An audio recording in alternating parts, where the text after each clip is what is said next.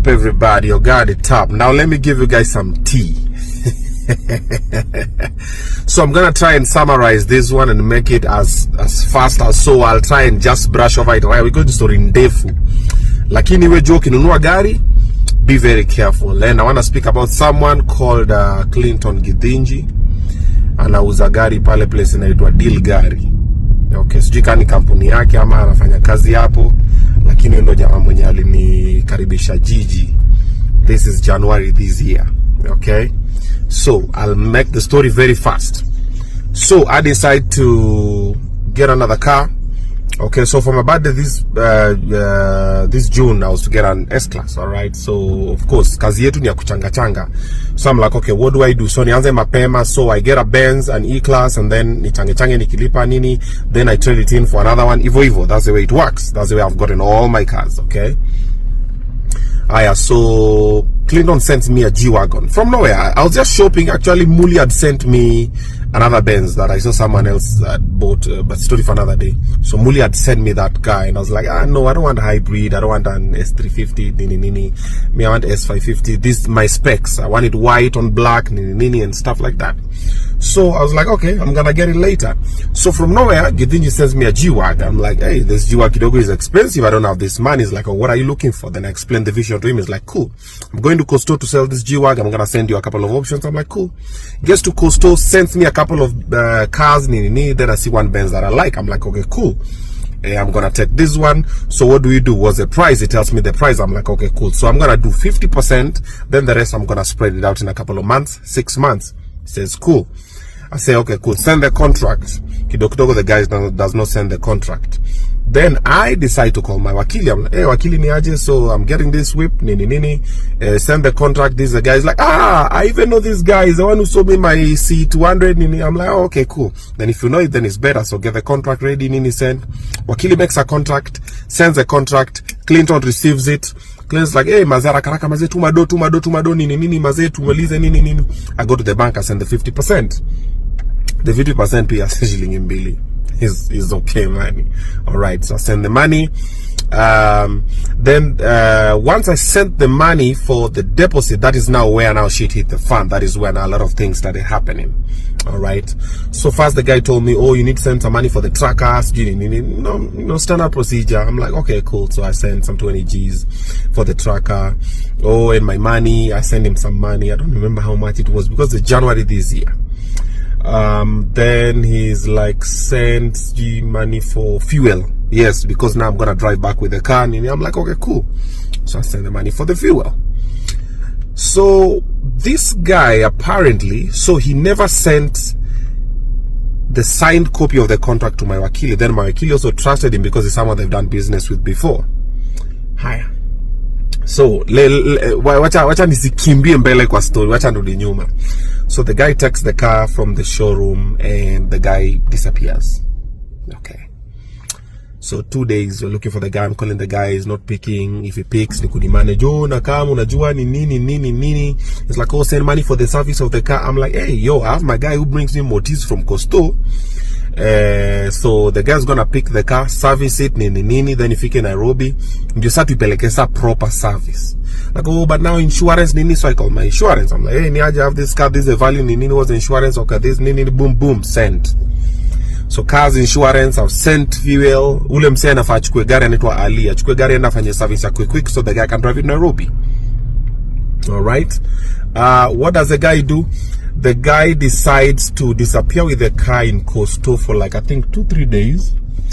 And anapiga sherehe. So somehow in the conversation, I don't know, Mombasa car sellers wamejuana. So my car seller who's Mwangi, who's normally gotten me all the cars, including this one I'm in, Mwangi calls me. Hey, ni aje, G, I'm like, niko fiti. Hey, kwani kumekuaje? Lakiaje? Nimesikia umebai gari. I'm like, hey. Nimesikia umebai gari. I'm like, yep. Kwani ilikuwaje kubai kwangu? I'm like, no, ilikuwa ni buy, si hata wewe ulikuwa na wenda unaenda muli, si unajua unanichangamkia ati so ulikuwa unanitafutia, then umsaka tu magari fulani nikaipenda, nikaona nichangamkie before msingine achukue. Akasema sawa, ina noma. Lakini akaniambia just tread carefully because ungeniuliza mapema nini. I didn't get what he was saying. Mimi nilikuwa tu zile is he a sales guy, anasikia kidogo nini. Akasema okay cool, so tukaendelea. Alright, so that is part 1. I'm coming back with part 2. Yeah, so welcome back. God, it's up in the building. This is part 2. Kugongwa story ya gari. Alright, so Mwangi called me, we had the conversation, I'm giving you a recap. Umsa amechukua gari pia kidogo Mombasa, amekuwa mingi hatuwezi mpata nini whatever. So I put my people on it in Mombasa, so they start tracking the guy.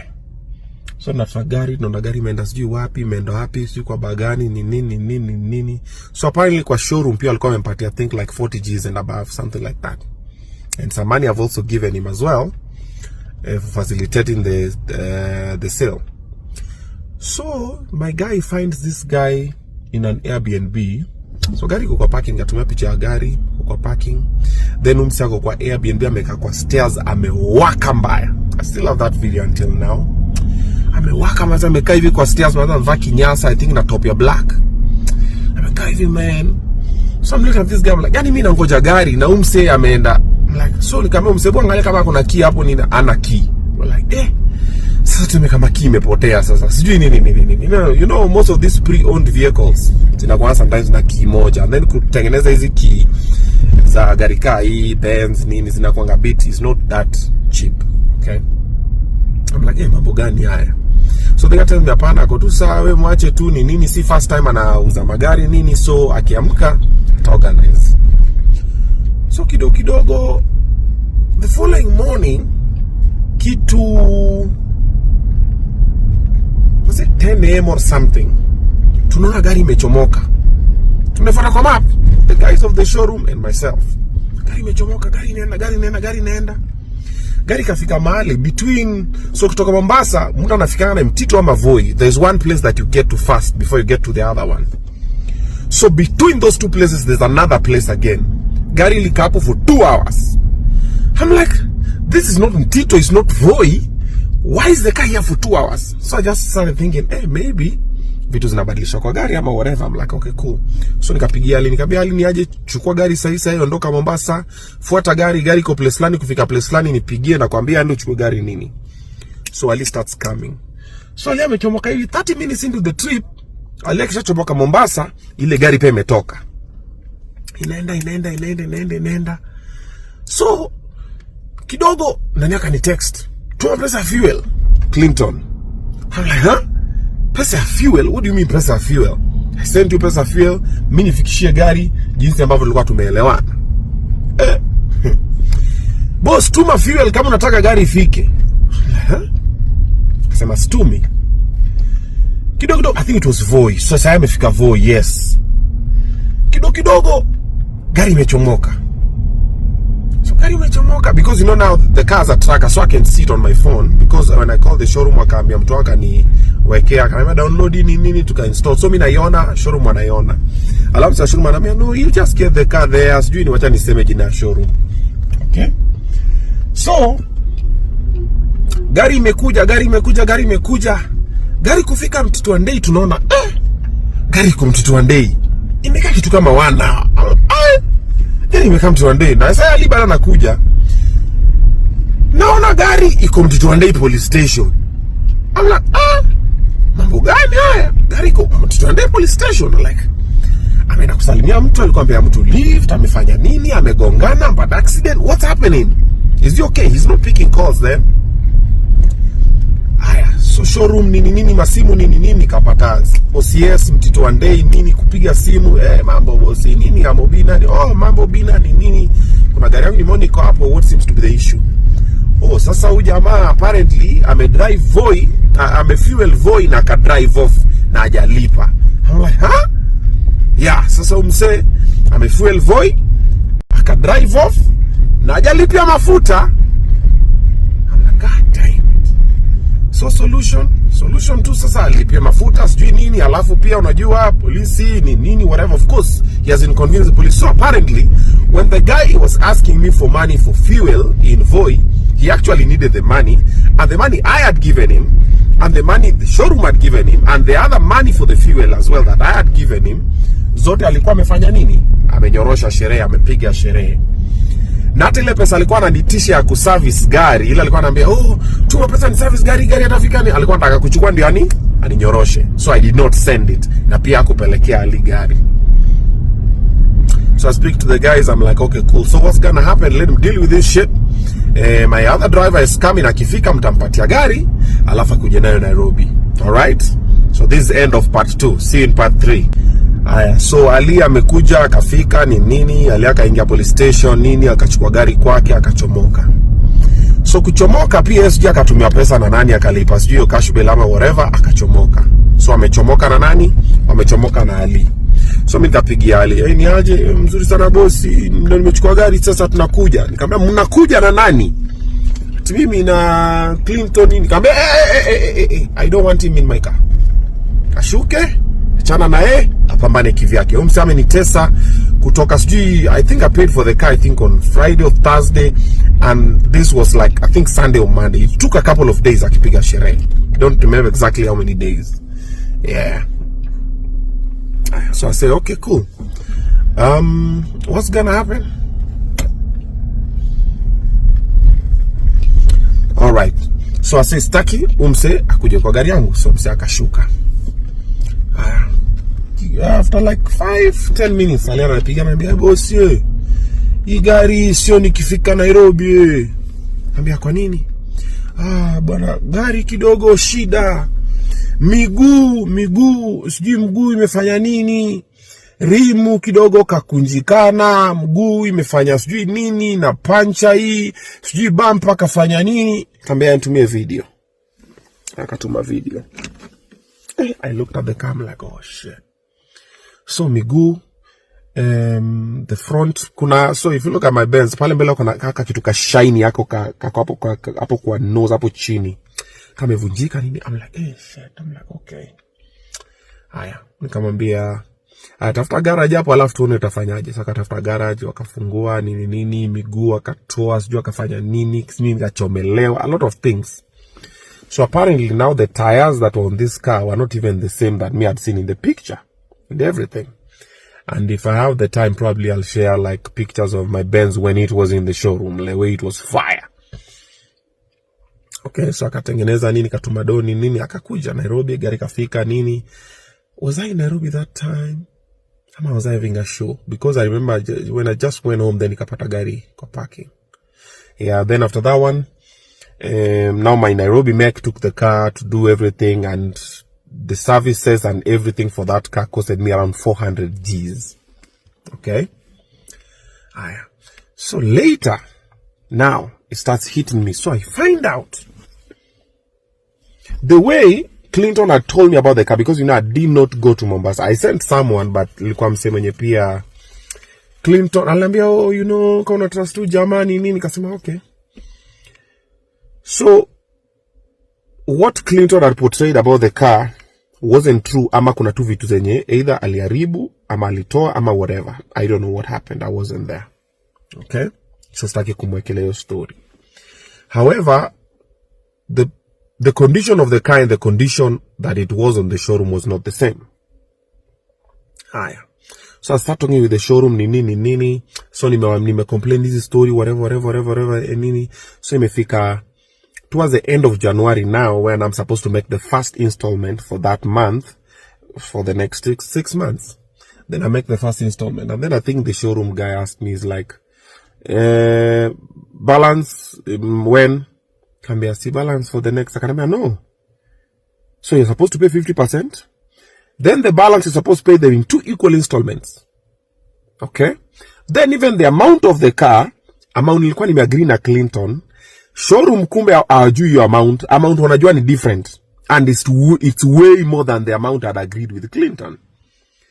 I'm like, hey, mambo gani haya? So I start talking to them, hey, no, nini, I'm trying to explain, ndio hii contract hata nini. Showroom wakanitumia contract yao, ndio hii contract that tulipatia Clinton. So what happened was, Clinton was given a contract with the showroom. He did not give me. And the contract my wakili gave Clinton to give the showroom, he never gave them. My friend, nilimba Yesu ni Bwana. Wacha sasa tuanze kukimbizana sasa na showroom sasa.